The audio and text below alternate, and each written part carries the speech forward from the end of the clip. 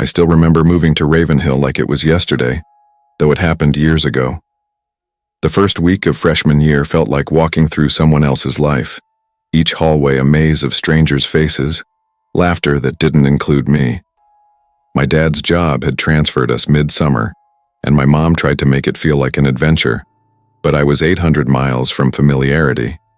I spent most mornings staring out the car window, tracing the lines of new houses, trying to memorize the streets. At school I smiled, nodded, said my name, but it felt like I was introducing myself to shadows. Everyone had their friend groups already, and I was just floating. That Friday, though, something made my stomach tighten before I even walked onto campus.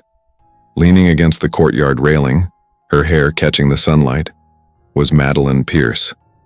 My Madeline, the one who had braided flowers into my hair, who had whispered promises about staying together forever. She looked different, taller, harder somehow, but her face, the same one from childhood, made my chest ache with a mix of nostalgia and hope. She didn't run up to me, didn't hug me. She smirked. "You shouldn't sit alone at lunch anymore. I missed you." Her tone carried weight, a subtle ownership I didn't understand, and I froze. "Welcome party tonight," she added, leaning close. "Everyone who matters will be there. Come, you owe me one." I blinked. Oh, her one? What was she talking about? But the thrill of seeing someone familiar won over my unease.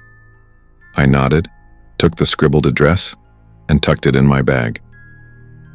Driving through the empty streets with my sister Harper, I felt the first flicker of fear. "This doesn't look like a party," she said, eyes narrowing. I lied. "It's probably all inside," and convinced her I'd be fine. But I didn't feel fine. The house was dead. Black windows stared at me like blind eyes. Dust settled thick in the air, and the floorboards creaked under my sneakers. I called out softly, "Madeline?" My voice bounced back at me, alien in the quiet. Step by step, I pressed forward, my heartbeat loud in my ears. Then I saw him.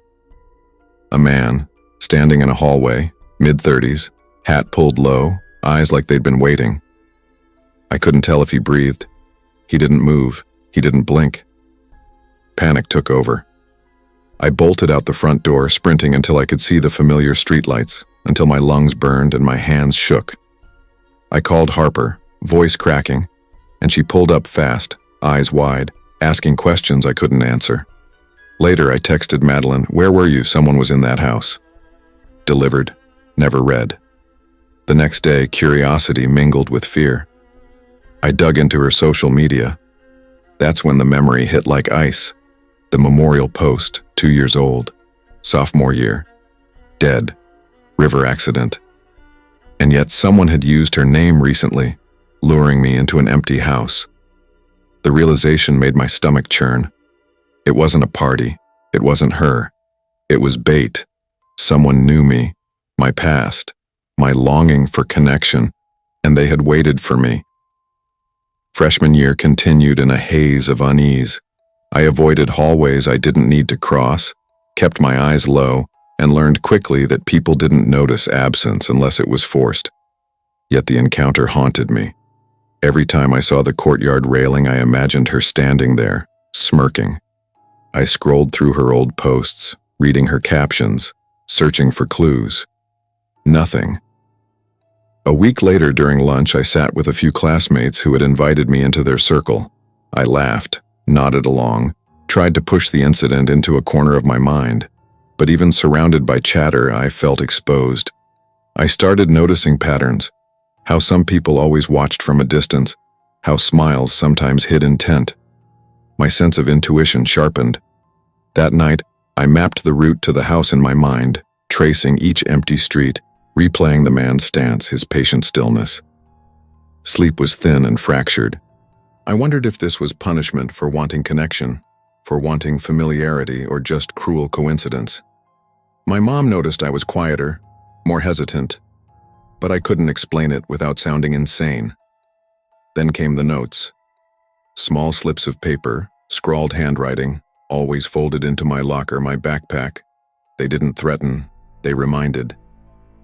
"We remember you," one read. "You owe us." Another. Each time I found one, my blood ran cold. The school felt less like a place to belong and more like a labyrinth where someone knew the paths I took, the places I hid. One rainy afternoon, I saw a figure standing outside my classroom window. Hat low, hoodie pulled tight. I froze. Then they moved. Just a shadow, disappearing into the puddles. I didn't breathe until the bell rang. Every step home felt heavier, as if the world itself waited for me to slip. I realized my life had changed, subtly but irreversibly. My trust fractured. Every smile became a question, every approach a calculation. The safe spaces of childhood, friends, old routines, had vanished, replaced with shadows of expectation and threat. And through it all, I couldn't stop thinking about Madeline, the girl who died and the person who used her name to manipulate me. Weeks bled into months. I refused to walk alone at night. I stopped volunteering for after-school activities, stopped accepting invitations from anyone I didn't know well. Classes became mechanical. I spoke when necessary, smiled when necessary, and watched everything else from the edges. Then I saw him again. Not Madeline, not a girl pretending, but the man. On a bus, through the reflection in the window. He didn't approach, he didn't look away, just watched. The city suddenly felt smaller, suffocating. My pulse thumped like a drum in my ears. I knew then that someone had claimed a piece of my life, of my past, and they were patient. Patient enough to wait for me to stumble, to lure me again if I allowed it. I confided in my sister Harper later, though not the full depth. "Someone was pretending to be her," I said, voice tight. "It wasn't Madeline." She listened, nodded, but the gravity of it only sank in when I described the house, the silence, the man. "You're safe now," she said, but I wasn't sure what safe meant anymore. By the time winter came, I had routines for every precaution. Locks, routes, emergency contacts. I learned to carry my phone out, to stay aware, to trust instincts over appearance. It was exhausting, but necessary. My sense of self, once easy and trusting, had to be reconstructed with vigilance. Yet even as the fear became routine, the question lingered. Who had known me well enough to set this up? Who had planned the manipulation? And why? The answer remained elusive. I started writing everything down, like a ledger of my life. Every encounter, every text, every suspicious glance. I documented routines, people, events. I was preparing, not for revenge, not for confrontation, but for understanding. The world, I realized, didn't come with warnings. Familiar faces could carry danger. Memories could be weaponized. Trust was a skill to practice, not a gift to give blindly. Even years later, I replay that Friday, that empty house, the man in the doorway. I remember the flicker of recognition in my own eyes, the shock, the betrayal, and the cold clarity that followed. I know now that the world has people who will exploit your past, your longing, your kindness. I've learned to protect it fiercely, and I carry this lesson with me every day. People who seem familiar, friendly, or safe aren't always so. Trust is earned, not assumed, and your instincts are worth more than anyone's word. Moving to Denver felt like starting over. I was 17, about to begin my senior year of high school, and I needed a fresh start more than anything. After years of moving between states with my mom following my parents' divorce, I'd grown used to feeling invisible, like a ghost who left no mark behind. Friendships were fleeting, schools were temporary, and I had learned to blend in, quietly surviving each new chapter. Denver was different. The city had a rhythm that felt alive without being overwhelming. The mountains framed the horizon in a way that made everything seem distant, almost manageable. I convinced myself this time would be different, that I'd finally find a place where I could belong. The first day of orientation was a blur of new faces, crowded hallways, and nervous introductions. Then I saw her, Renee Caldwell, my childhood best friend, the person who had vanished from my life without explanation when her dad's work moved them away in middle school. She looked older now, taller, with the same curly hair pulled back in a messy bun, but it was her. Her presence hit me like a familiar heartbeat I hadn't realized I'd missed. "Hey," she said, her smile wide and unforced. "It's like we were never apart." I laughed nervously. "Yeah, it really is." Within days, Renee inserted herself into every part of my life. She knew every teacher, every hallway shortcut, every lunch period nuance. She sat with me, whispered encouragements about classes I hadn't even chosen yet, and talked me into going to senior prom, which I'd planned to skip. "We'll make this night unforgettable," she promised, gripping my hand with a confidence I envied. At first it felt safe, comforting even. I hadn't realized how lonely I'd been until she reappeared, filling the gaps I didn't even know existed. But small things began to nag at the back of my mind. She seemed to know everything about me, where I went after school, who I talked to, what I ate. When I mentioned wanting a quiet night in with my boyfriend, she said lightly, "Oh, you can't hide from me now. We have plans," and smiled like it was a joke. But her eyes didn't laugh with her. One afternoon, as I sat in the library finishing homework, I felt it. The same prickling sensation I used to get as a kid when someone watched me too closely. I glanced up, half expecting to see Renee, but the library was empty. My stomach twisted. That familiar comfort now felt suffocating. I shrugged it off, convincing myself I was imagining things, that it was just stress and excitement combined. But deep down I couldn't shake it. Something was different about this reunion, something wrong that I didn't yet understand, and I had a feeling it wasn't going to wait until prom night to show its teeth. It started subtly. Renee would accidentally appear where I was. Hallway, cafeteria, library. I'd glance up from my notebook, and there she would be, smiling like she belonged there. "I didn't see you come in," I said one day, trying to sound casual as she slid into the chair across from me. "I'm everywhere," she said, giggling lightly, flipping her notebook closed. "I want to make sure you're okay." Her words, once comforting, started feeling invasive. When I hung out with my boyfriend after school, she somehow knew where we were going.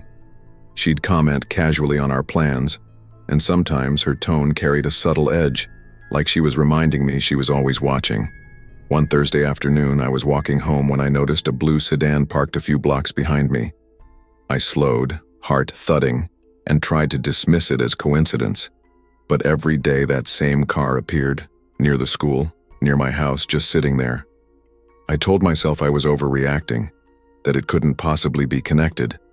But the feeling of being followed grew stronger, tighter around my chest, until I couldn't ignore it. By prom, my unease had metastasized into fear. Renee had been genuinely supportive, dancing and laughing with friends, but something in her behavior had shifted. She lingered near me at the after-prom party, glancing in a way that made my skin crawl. Every time I turned, she was there, watching, waiting. When my boyfriend and I drove home that night, I spotted the blue sedan again. My stomach dropped. "Do you see that?" I whispered. He glanced briefly. "Probably just someone leaving the party." "No," I said, gripping the door handle. "I know that car." The feeling of dread that had been simmering all year boiled over. Whoever was in that car wasn't just a coincidence. They had been following me for a reason I couldn't yet grasp. At home, things escalated. A sharp knock on the glass door made me jump, and when I went to check, a note in childish scrawl was taped to the window. "I followed you. You can't leave me." I froze. The familiar handwriting triggered every memory of Renee, every ounce of nostalgia I'd clung to since our reunion. But deep down, I knew this wasn't her. I called my boyfriend's parents immediately. The officer who arrived listened carefully, asking questions while I recounted every instance of the blue sedan and the strange behaviors I'd noticed throughout the year. The footage they pulled from nearby cameras confirmed my fears. Someone had been watching me at school, lingering at the edges of my life and waiting. I felt violated, terrified. Every place I thought was safe now felt vulnerable. I kept checking locks obsessively, peering out the windows, double-checking the driveway. Renee's image haunted me, the one I'd trusted implicitly as a friend, but I knew the real person behind the mask had been someone else entirely, someone who had studied my past to manipulate my present. The weeks following the incident blurred together. I couldn't sleep properly, my heart racing at every unfamiliar sound. Even mundane events, like a car stopping at a red light or a shadow crossing the yard, triggered panic. I felt trapped in a life that had once felt ordinary, suffocated by the knowledge that someone had violated my trust in the most personal way imaginable. Renee herself tried to reach out afterward, unaware of what had happened. I couldn't respond. Not yet. The person who had pretended to be her had already destroyed my ability to see her face without fear. School became a gauntlet. I avoided crowds, scrutinized classmates I didn't know, and refused invitations I might have once taken. My friends noticed, my boyfriend tried to reassure me, but nothing felt safe. Even returning to normal routines felt impossible. Eventually, the person behind the stalking was caught. They were not Renee. They had fabricated the identity entirely, relying on the emotional weight of my childhood memories to manipulate and control me. I felt a mix of relief and lingering terror. The threat was gone, but the experience left scars deeper than bruises or scratches could reach. I tried to reclaim my life. I returned to familiar routines, spent more time with friends I trusted, and avoided anyone who seemed too eager to insert themselves into my world. But I had changed. I no longer took comfort in nostalgia or familiarity. My instincts sharpened. Every interaction, every relationship, carried a weight of suspicion I hadn't known before. I learned that trusting blindly, even in someone who seemed familiar, could be dangerous. And while Renee herself had done nothing wrong, I couldn't erase the way my sense of security had been hijacked by someone exploiting my past. By the end of the year, I had grown stronger, more careful, and more aware of my boundaries.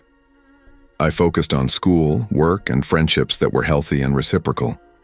I learned to value my independence, to trust cautiously, and to recognize when the past was being used as a lure for manipulation. Even years later, I carry a memory of that night. The note on the window, the idling car, the constant feeling of being watched. But I also carry the lesson it forced me to learn. Not all who appear familiar or friendly have pure intentions. Some people exploit nostalgia, trust, and routine to assert control. Trust must be earned, boundaries must be maintained, and the comfort of the past should never blind us to present dangers. True safety comes from awareness, assertiveness, and respect for personal space, both your own and others. When I first moved to Seattle, I thought I was starting over. I had just turned 22, wrapped up my internship, and landed my first real job as a junior designer at a mid-sized firm downtown. The city felt like a reset button: busy streets, endless rain, overpriced coffee, the comforting hum of strangers all around. I told myself that this was exactly what I needed: a fresh start, a new city, new friends, new routines, somewhere I could finally leave the small, awkward chapters of my teenage years behind. I was still apartment hunting when I posted on an online forum for roommates. The responses were mostly generic: overpriced studios, shared places with strangers who had too many cats, or walls that looked like they were painted in the 1970s and never touched since. Then one reply caught my eye. The username was Eloise March. I froze. That name was impossible. Eloise, or Eloise, the girl I'd built pillow forts with, traded sketchbooks with, the one who vanished without a word after her family moved when we were 10. I had spent years convincing myself it didn't matter, that I had moved on, that friendship was fleeting and childhood friends were only supposed to leave happy memories, not gaps in your heart. But there she was, asking if I wanted to move in. Her message was casual, familiar, yet impossible. Is this really you? I can't believe it. Ballard's too small for coincidences. I hesitated, fingers hovering over the keyboard. But the thought of living in a city where I knew no one, except for someone I thought I trusted once, made my chest tighten. I said yes. Her apartment was exactly what she described. Ivy climbing the stair railing, warm yellow porch lights, potted herbs lining the windowsill. Inside, her room was chaotic in the most deliberate way. Unfinished canvases leaning against the walls, stacks of sketchbooks, origami birds hanging from strings. She hadn't lost her artistic obsession, it just seemed sharper, more controlled. The first weeks were easy. Too easy. She cooked for me, waited up if I worked late, checked in constantly with what she called concern. She asked who I texted, what I watched, what time I'd be home. I chalked it up to old familiarity, the kind that comes from years of shared childhood. I didn't see the thin thread of control weaving through her words, the way she subtly inserted herself into every corner of my life. It was during one of those first nights I noticed the first odd thing. I woke up to a soft creak outside my bedroom door. I froze. The door didn't move, but there was someone there, just standing, watching. When I confronted her the next morning, she laughed and said, "I just wanted to see if you were awake." I nodded, feeling foolish for overreacting, but the small feeling of unease stayed. Something about that smile, about the way she said it. It didn't reach her eyes. And yet, I stayed. The first few weeks blurred together in a haze of work, shared meals and conversations that never felt forced. She was like a shadow I couldn't shake. If I wore my hair up, she did the same the next day. If I bought a new brand of lotion or tried a perfume, suddenly her bathroom was stocked with identical scents. At first I laughed it off. "You always had the best taste," I told her.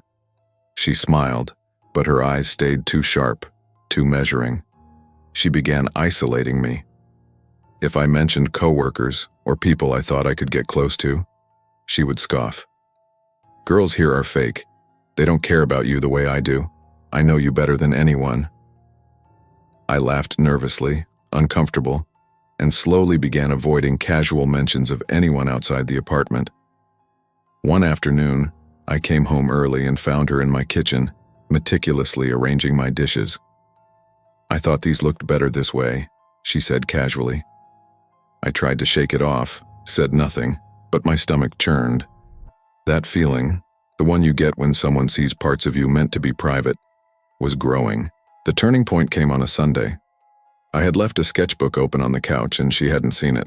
When I returned, I found pages filled with drawings of me sitting at my desk, sleeping on my couch, walking along the street to work. Every angle, every detail, rendered in her meticulous handwriting. At the bottom of one page, in jagged letters, "She belongs here. She's mine now." I felt sick. It wasn't violent. There was no screaming or threats. But there was ownership in the way she captured me on paper, in the way she rearranged my life without asking. I started planning quietly. Moving out had to be subtle. Confrontation would only escalate her obsession. And then came the lock. 2 nights later, I returned home to find the deadbolt changed. She hadn't asked. She had locked me in. Smiling as she noticed my expression. "I didn't feel safe with the old lock," she said, calm, almost too calm. That's when I realized it wasn't about friendship. It was about possession. She wasn't my childhood friend come back into my life. She was someone who had carefully calculated how to make me hers. I left the apartment the next morning. I didn't pack everything, just the essentials. My laptop, a few clothes, my ID and wallet. 2 Lyft trips later, I was in a new neighborhood, in a new building, heart pounding, shaking uncontrollably. I left no note, no explanation, nothing that could give her any satisfaction. Her messages started immediately. "Where are you? Why are you running? I waited years to have you again." I blocked her, but I still felt it. The shadow of her attention, even at a distance. Crossing the street, I would freeze, convinced she was watching. Sometimes I would see a flash of gray hair or a familiar hoodie and panic, only to find it was nothing. It took months to stop glancing over my shoulder, months to feel comfortable in my own apartment, months to remember what it felt like to breathe without fear. Every sound, every knock, every shadow reminded me that obsession doesn't always announce itself with threats. Sometimes it creeps in slowly, a smile, a question, a presence that feels too constant. The trauma was subtle, creeping into small corners of my life. Friends suggested I overreacted. After all, nothing tangible happened. She hadn't physically harmed me. And yet I couldn't explain the anxiety that flooded me whenever someone showed up unexpectedly or lingered too long in my personal space. I started therapy. I journaled. I forced myself to reconnect with the world outside my apartment. Slowly, I regained a sense of autonomy, but the experience left a permanent imprint. Months later, I moved again. A different city, different commute, different routines. I told no one where I lived. I kept curtains closed. I avoided being alone at night. Running became a solo activity in crowded parks. Friends noticed my caution, but I smiled and said I was just careful. Then one day, an old memory surfaced. Childhood. Eloise, the way she had vanished so suddenly years ago. The pattern was clear. Something in her had always been obsessive, even as a child. She hadn't grown out of it. I just happened to encounter it when I was vulnerable. New city, new life, longing for familiarity. I realized that the danger hadn't been obvious. There were no weapons, no violence. It was the subtle, insidious kind, the kind that creeps in when trust is assumed, when familiarity is mistaken for safety. I also realized the importance of boundaries. Every instinct I ignored, every red flag I brushed off as kindness, had allowed her into my life. Over the years, I've rebuilt my sense of self. I live in a place where I can control my environment. I no longer let people into my life too quickly. I trust, but I verify. I've learned that even the most familiar faces can hide intentions that aren't obvious. Sometimes I wonder about Eloise, where she is. If she has moved on to someone else, I hope not. But I also understand that I can't control her actions. I can only control mine. Not everyone who comes back into your life has your best interest at heart. Some people wear nostalgia like a mask. Some people mistake possession for love. And some people will go to great lengths to blur the lines between friendship, affection, and obsession. Trust your instincts. Protect your boundaries. And remember that sometimes, love isn't about closeness. It's about knowing when to let go. True care respects boundaries, while obsession disguises itself as affection. It's vital to trust your instincts and prioritize personal safety, even when someone seems familiar or friendly. Familiarity does not equal trustworthiness, and emotional awareness can prevent harm before it escalates.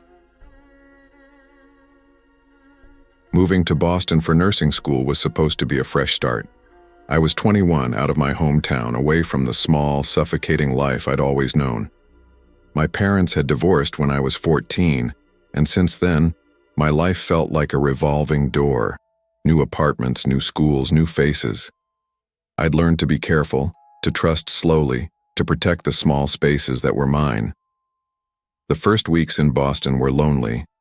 Clinical rotations were exhausting, and navigating the city's maze of streets and subways left me drained. I had no one to lean on, no familiar faces. That was when I ran into Camille Hayes at a coffee shop near the hospital. My heart leapt when I recognized her. Camille and I had been inseparable during a summer program in high school. Then she'd vanished when her family moved across state lines, and we'd lost touch. Seeing her again felt like a spark of home in a foreign city. "Hey, it's been forever," she said, grinning. "I can't believe it's you." "I know. It's crazy," I said, laughing, my shoulders relaxing for the first time in weeks. We caught up over lattes, talking about summer programs, our college paths, and the small absurdities of life. Camille was warm, funny, endlessly supportive. Over the next few weeks, she helped me navigate my rotations, pointed out the best places to eat near the hospital, and even brought me coffee during my late shifts. Her timing was uncanny, and I couldn't help but feel grateful. One evening, she suggested sharing our location on an app. "Just for safety," she said casually, like it was routine. I agreed without thinking much of it. After all, she was my closest friend in the city, and it seemed harmless. I had no idea that was the moment I handed over pieces of my daily life, one invisible thread at a time. The first time I noticed it, I was walking across the street toward the hospital. I glanced up, and there she was, across the intersection, waving. "Just making sure you're okay," she called out. I laughed, thinking it was a coincidence that she was passing by. But it wasn't. From that moment on, she began appearing everywhere: grocery store, library, my weekend jogs. Sometimes she would claim, "I was just in the neighborhood," and smile innocently. It started as comforting. I hadn't realized how isolated I'd been, and Camille seemed like a lifeline. But the feeling of safety began to twist into unease. There was a subtle intensity in her gaze, a closeness I hadn't anticipated. I brushed it off at first, convincing myself I was overreacting. But the thought that someone could know so much about my routines, my movements, and my habits without me realizing it, planted a seed of anxiety I couldn't shake. By the time a handwritten note appeared on my doorstep, a simple "don't forget your scarf," I felt my stomach tighten. It seemed sweet, caring even, but the undertone was unmistakable. She knew where I was, what I was doing. Camille's presence, once comforting, was beginning to feel intrusive, almost impossible to escape. It escalated quickly after that. I stopped sharing my location, thinking that would put an end to it. It didn't. Camille began showing up unexpectedly at hospital shifts, hovering near me during breaks, smiling as if it was normal to be there without an invitation. At social gatherings, she would appear unannounced, claiming she just wanted to see everyone. It didn't matter if it was my birthday dinner with classmates or a casual study group. She knew. She always knew. One evening, I confronted her after a particularly unsettling day. "Camille, I think you're overstepping," I said, my voice firm. "I need some boundaries." She blinked at me, eyes wide, and smiled, that effortless, sincere smile. "I just care about you. Don't you see? I want to be there for you." Her words made me hesitate.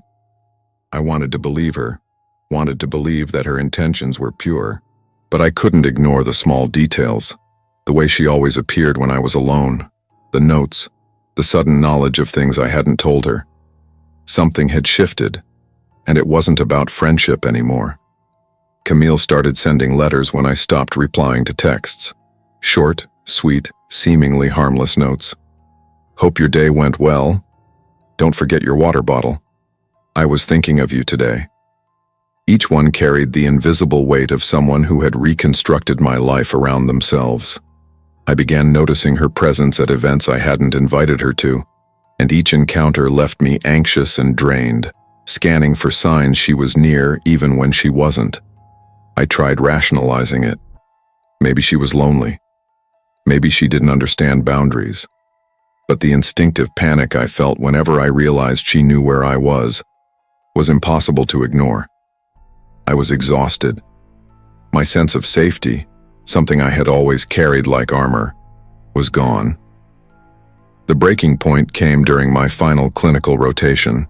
I had a rare day off and planned to meet a friend for brunch across town. I arrived at the cafe, looking forward to a few hours of normalcy. Then I saw her, Camille, sitting at the table smiling as if it were nothing. My stomach dropped, and I felt a wave of nausea. "What are you doing here?" I asked, trying to keep my voice steady. She tilted her head, grinning innocently. "I thought I'd join you. Hope you don't mind." I didn't respond. I wanted to scream, to make her understand, but the words wouldn't come. She had been orchestrating herself into my life so completely that every street I walked, every friend I met, every plan I made had become a thread connecting to her. I realized then that this wasn't coincidence. This was deliberate. I moved apartments 2 weeks later, leaving notes telling her I needed space, blocking her number, changing my routines as best I could. She persisted for a few weeks with letters and coincidental sightings. Each time I thought I was safe, she found a way to appear, a reminder that boundaries could be ignored. Eventually, she stopped. I never knew exactly why. Maybe I became too inconvenient. Maybe she found someone else to insert herself into. But the sense of vulnerability lingered, like a shadow following me through my new life. Even after she stopped, my perspective on friendship shifted. I became hyper-aware of boundaries, cautious about intimacy, wary of anyone who wanted to know too much too quickly. I checked doors obsessively, scrutinized who knew my routines, and questioned motives when people seemed overly attentive. Old friends, I realized, could be dangerous if they remembered too much, or if nostalgia was used as a mask. Camille had leveraged our shared past as a key to my life, a way to insert herself into my daily existence. It wasn't just about stalking. It was about reconstructing my life in a way that centered on her presence. The emotional toll left me drained, hesitant, and forever alert. I tried to reclaim normalcy, reconnecting with classmates and coworkers carefully, testing boundaries, and asserting myself where I hadn't before. It was exhausting, but necessary. Trust became a careful negotiation rather than an instinctive act. Years later, I look back on that period of my life with a mixture of disbelief and gratitude for having survived it relatively unscathed. Camille's actions were an extreme violation of trust, but they taught me something essential. That care can become control if boundaries aren't respected. That even familiarity can be weaponized. I've learned to value my privacy, to assert boundaries early, and to recognize when attention shifts from supportive to obsessive. I've also learned to trust myself, my instincts, and the subtle signs that indicate something isn't right. Old friends are supposed to feel safe, but Camille reminded me that sometimes the past can be used against you, and that nostalgia can be a tool for manipulation. I carry that lesson with me in every new friendship, every move, and every interaction. True care respects space, autonomy, and consent. Anything less is a warning I no longer ignore. Trust must be earned, boundaries must be defended, and familiarity does not excuse intrusion. Protecting your life and space is not selfish, it is survival. Moving to Charleston felt like stepping into a new life I didn't fully know I needed. My parents had divorced the year before, and Leo, my younger brother, and I were caught in that awkward space where homes changed, but routines stayed fragile. The house our parents found looked perfect in the listing, colonial style, quiet street, plenty of space for Leo to run and for me to hide in my room when things felt too heavy. I thought we were lucky. The first week was a blur of unpacking boxes and meeting neighbors. That's when I ran into Vivian Clark at the grocery store.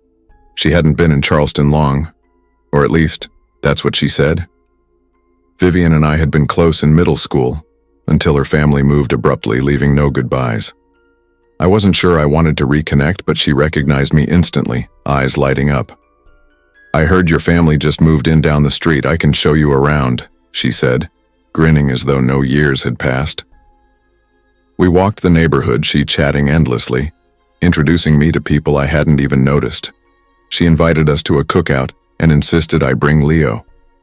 Everything seemed normal. Too normal. I chalked up her energy to nostalgia, her excitement to the curiosity of someone back in town. But the first hints of unease started almost immediately. Lights flickered when she was around. The TV cut off mid-show.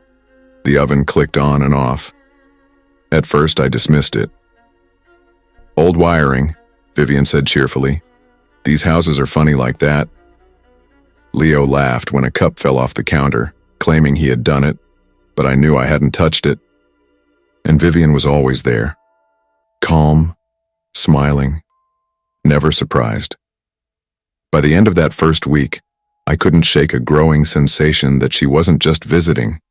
She was inserting herself into the house, into our lives, into me. And I began to realize that familiarity, the comfort of an old friend, could feel like a trap if wielded in a quiet, deliberate way. The first night I felt real fear. I woke to a whisper. My name, soft, urgent, coming from the hallway. Mom and Dad were asleep. Leo was curled in his bed. I flicked on the light, heart hammering. Nothing. Just shadows stretching across the walls. But I could feel it, the subtle presence of someone moving through the house without leaving a trace. It was unnerving the way the air seemed heavier, charged, almost alive. Vivian had a way of being everywhere at once. She appeared in the kitchen while I made breakfast, standing silently at the counter. "You didn't see me there?" she asked lightly. I couldn't answer. I felt like I was losing grip on what was real. Cups I had left on counters moved. Leo's toys rearranged themselves. Items in my room were gone or shifted slightly, and she was always nearby, calm, smiling. "Maybe Leo did it," she suggested once, "or the wind." I started documenting every little thing, times, locations, her presence. It didn't matter. Even when I could predict patterns, I still felt powerless. And the worst part was how she inserted herself into the family. Cooking dinner with Mom. Vivian hovered, offering advice. Homework with Leo. Vivian sat beside him. Even casual conversations included her voice, guiding, subtly correcting, molding the space around her. When I tried to warn my parents, she swooped in. "Oh, she's just being protective," she'd say. "I only want to help." The line between assistance and control blurred until I couldn't tell whether our home was ours or hers. I began to dread the sound of the door, the creak of the floorboards, even the shadows cast by the moon through the blinds. By the second week, I realized this wasn't about electronics or missing objects. It was about presence, control, ownership disguised as care. The feeling of intrusion was total, and I knew it was only going to escalate unless boundaries were set, something I wasn't sure we were ready to enforce. One evening, a storm rolled in, violent and sudden. The wind rattled windows, rain pounded against the roof, and the lights went out. Absolute darkness swallowed the house. I froze, feeling the familiar tension in my chest. And then I heard it. The soft rustle of movement, too deliberate to be Leo or the house settling. Vivian appeared in the hall, flashlight in hand. "Don't worry," she said, voice calm. "I've got you."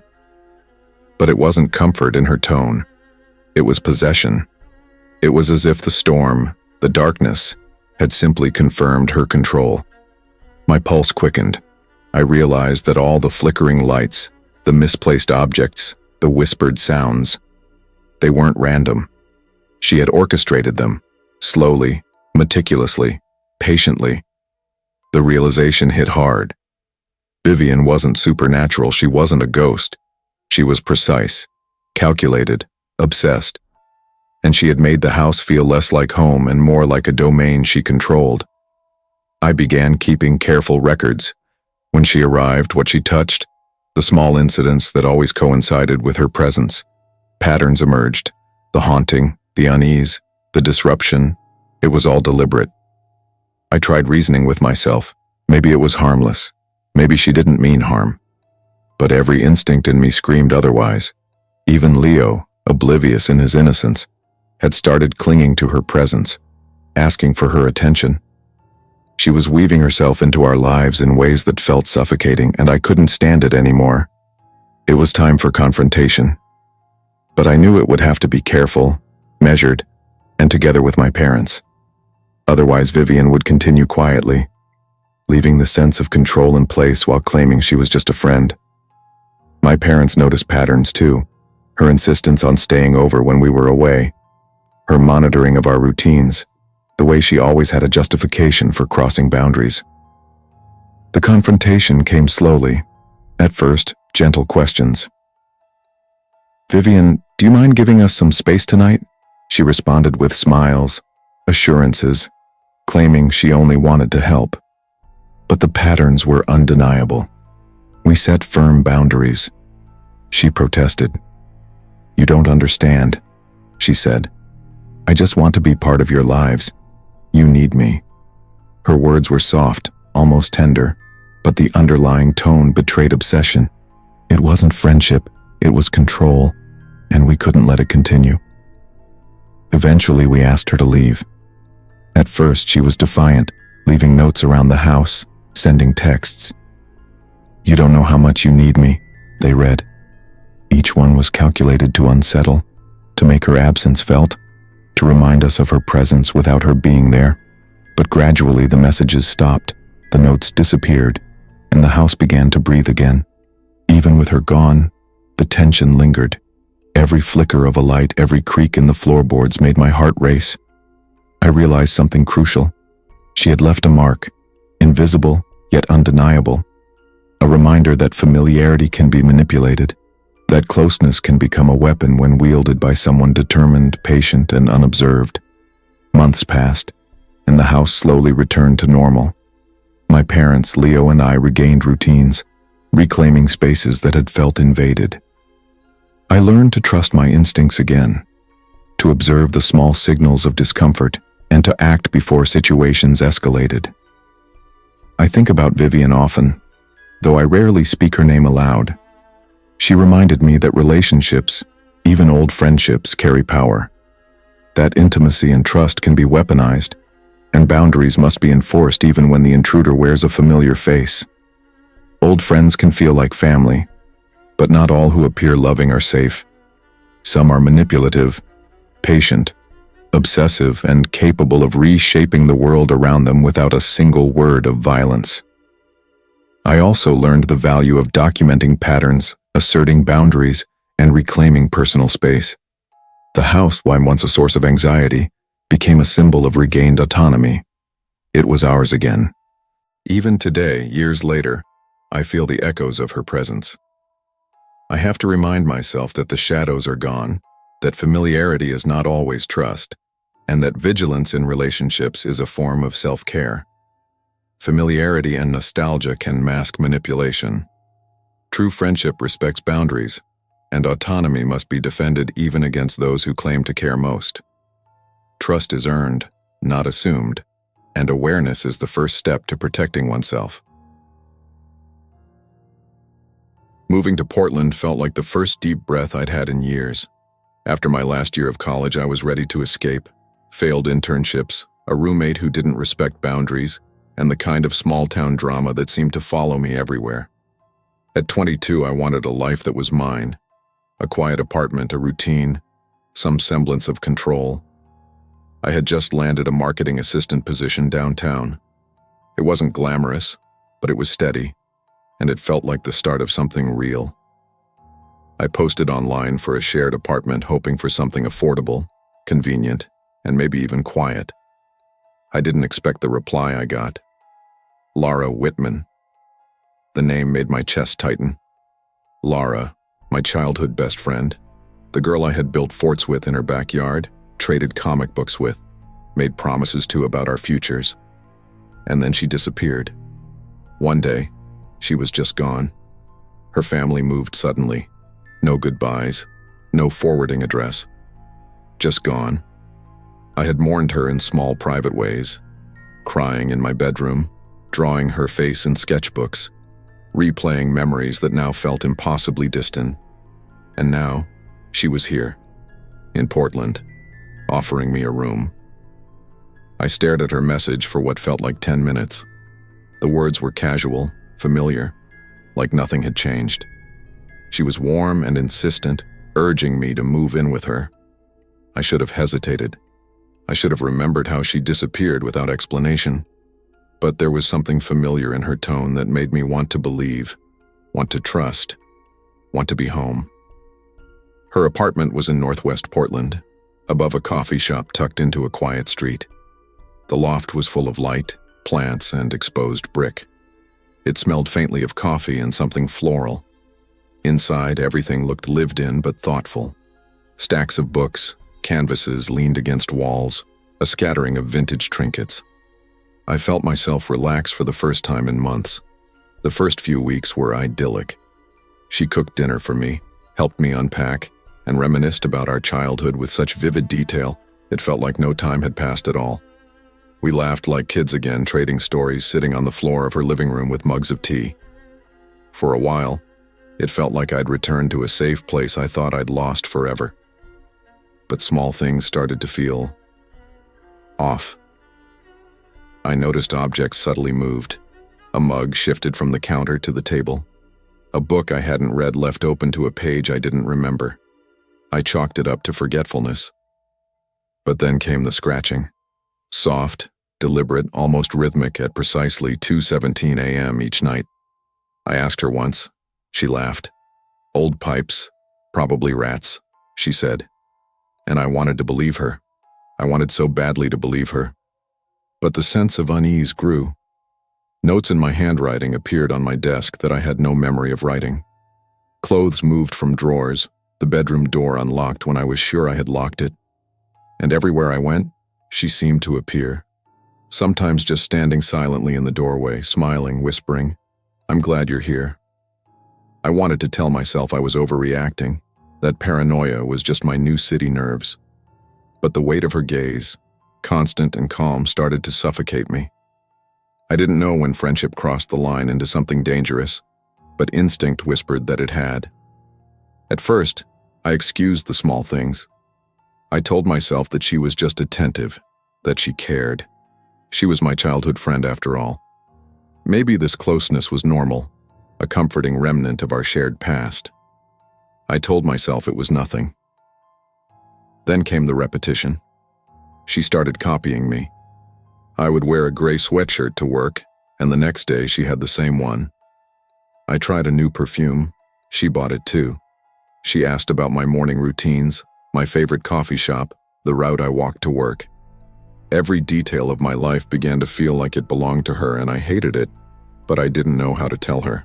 When I tried to assert boundaries, she would laugh softly, tilt her head and say, "I just want to make sure you're safe. I've always looked out for you."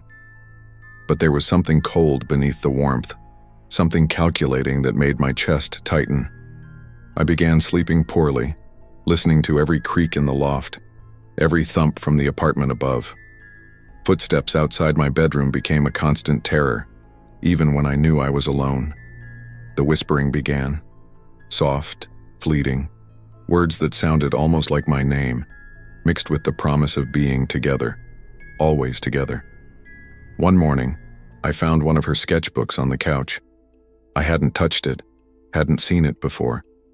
The pages were filled with drawings of me at my desk, me sleeping, me cooking, even angles I could only assume she had seen in person. And at the bottom of one page, written in jagged letters, "You're mine now. You belong here." I couldn't breathe. My stomach turned. I confronted her gently that day. "Are you messing with me?" I asked, keeping my voice even. Her head tilted, eyes wide, innocent. "What do you mean? I just like knowing you're safe." I wanted to scream, I wanted to run, but I knew I couldn't confront her fully. She had this uncanny way of making obsession seem like care, of making me question my own fears. 2 weeks later, I came home to chaos. Drawers pulled open, clothes scattered, my laptop on the floor. On the screen, a single note in my own style. "I like it when you notice me. Don't leave." I didn't hesitate. I packed everything I could carry. While she sat on the couch, silent, smiling faintly, I felt the predator-like satisfaction in her gaze. I left. I didn't argue. I didn't explain. I just left. Moving across town felt like lifting a weight off my chest. I changed my locks, my routines, my social circles. I didn't tell anyone what had happened. Friends assumed I was just being cautious. I smiled and nodded, but the paranoia didn't leave overnight. I stopped letting people into my life too quickly. I avoided close friendships, keeping conversations surface level. And even after months, I would catch glimpses of her in my dreams, a shadow at the end of the hallway, a whisper in the dark. I would feel her gaze in crowded streets, in public spaces, even though logically I knew she wasn't there. I realized something crucial. Obsession doesn't always announce itself with violence. Sometimes it hides behind care, attention, and shared history. Sometimes it thrives on the trust you've given freely. And when that trust is broken, it turns possessive. Therapy helped. Journaling helped. Slowly, I reclaimed pieces of my autonomy. I learned to recognize the red flags I had ignored, to trust my instincts even when it felt unreasonable. I began reconnecting with people cautiously, carefully, with boundaries in place. But the experience left a mark. Even mundane tasks like opening my apartment door could trigger panic. I checked locks twice, sometimes 3 times. My safe spaces had shrunk, and I knew that it would take years to fully feel comfortable again. I learned that familiarity doesn't equal safety. Nostalgia can mask danger.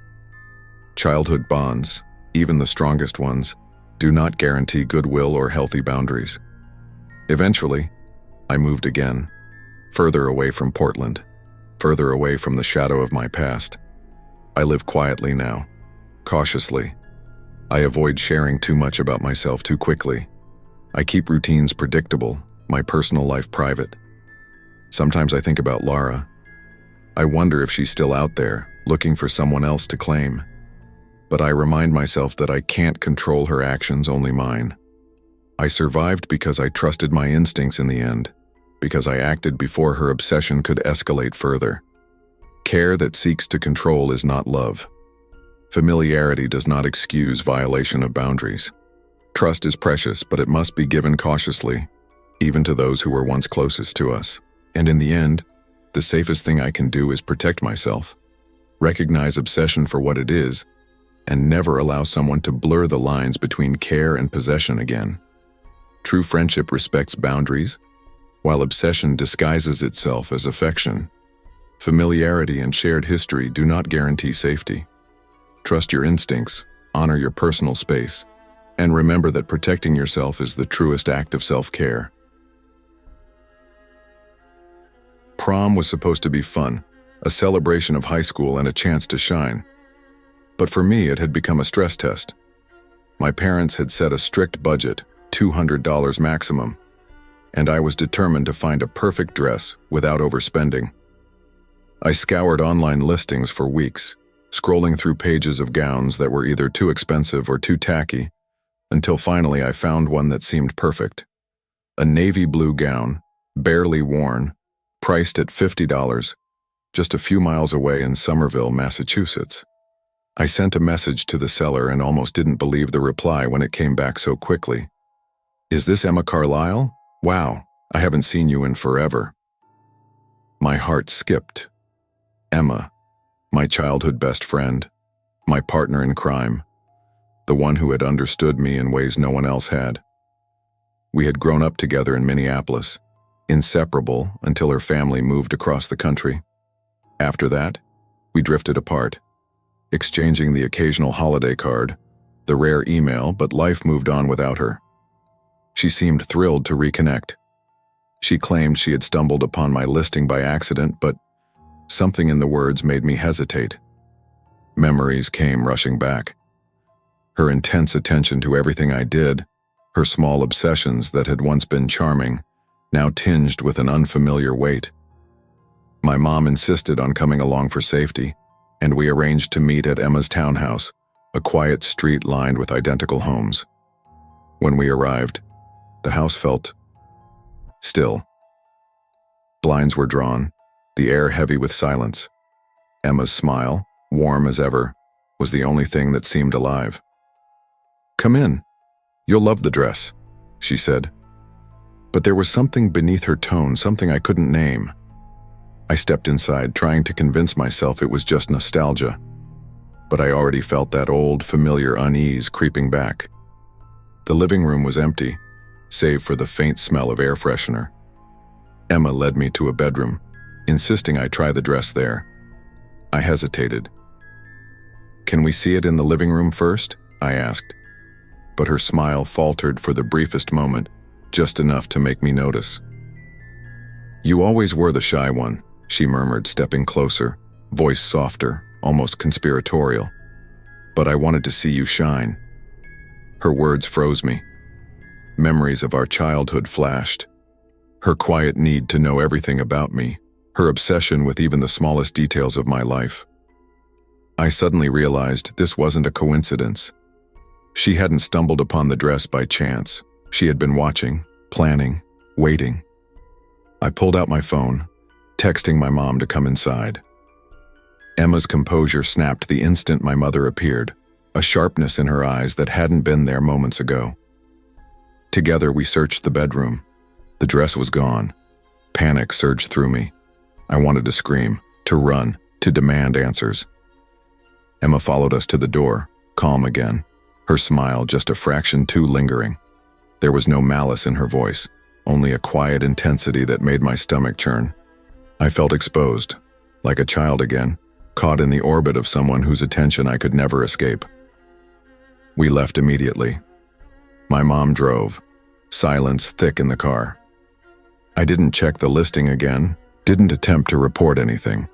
There was no proof beyond the instinctive sense of danger lingering in my chest. That night, lying in bed, I replayed every detail. Emma had returned not as a friend, but as a shadow of the past, waiting for a moment to remind me that familiarity can be deceptive and trust is never automatic. Over the next few weeks, I couldn't shake the unease. Every notification on my phone made my heart jump. Had Emma seen it? Was she still out there watching?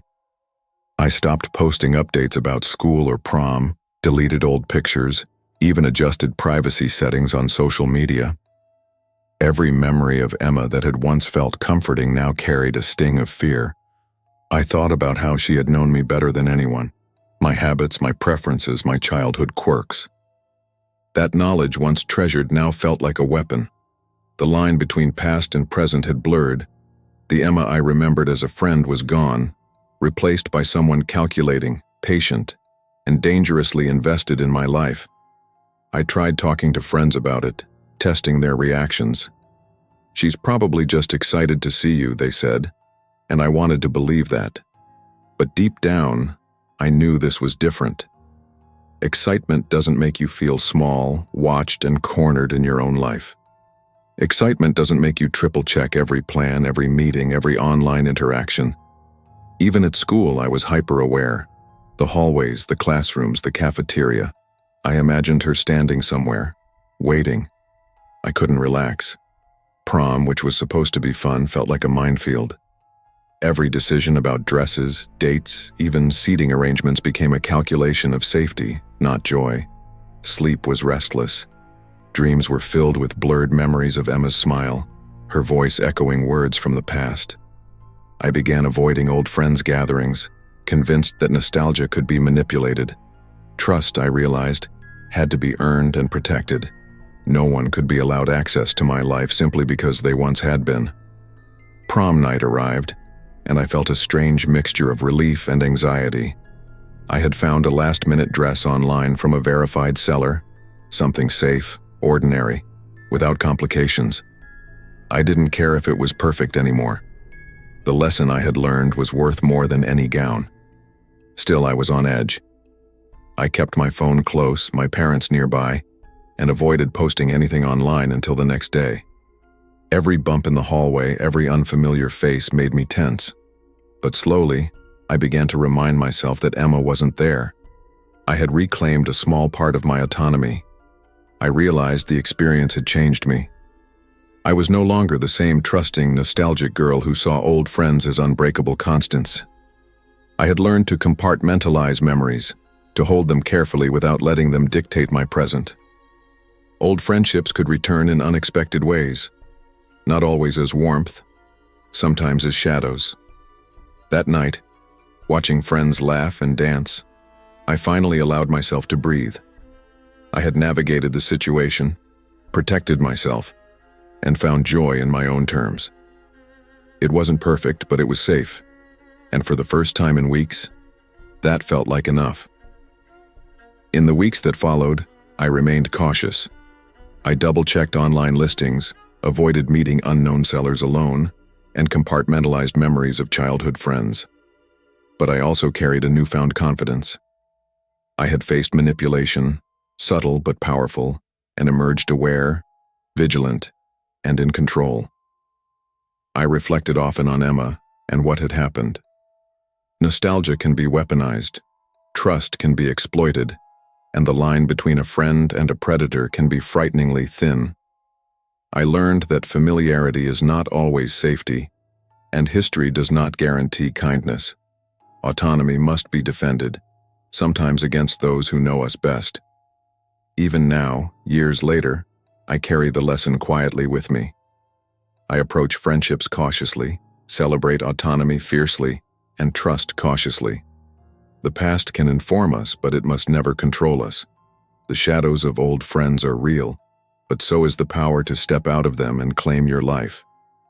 Trust is earned, not automatic. Familiarity and nostalgia can mask manipulation, and safeguarding your autonomy requires awareness, vigilance, and the courage to set boundaries, even with those who once seemed closest.